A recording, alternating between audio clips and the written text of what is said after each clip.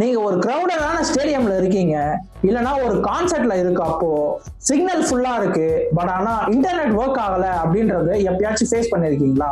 ஆனா இப்போ இந்தியால ஒரு புது டெக்னாலஜி வந்திருக்கு.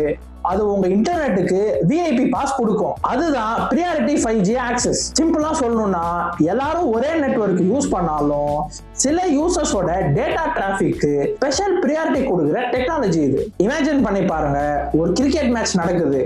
அந்த இடத்துல லட்சக்கணக்கான பேர் ஒரே பிளேஸ்ல வீடியோஸ் அப்லோட் பண்றாங்க, ரீல்ஸ் பாக்குறாங்க, லைவ் ஸ்ட்ரீமிங் பண்றாங்க.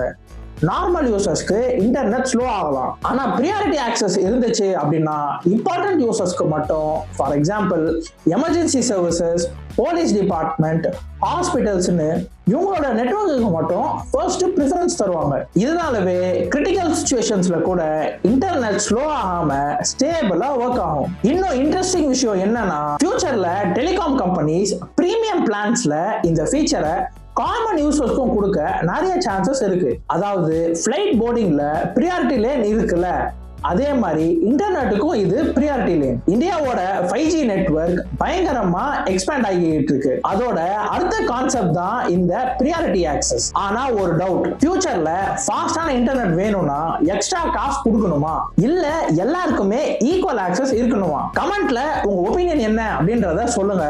டெக் அப்டேட்ஸ் எல்லாத்தையும் மிஸ் பண்ணாம இருக்கிறதுக்கு புட்பம்க்கு சப்ஸ்கிரைப் பண்ணிடுங்க.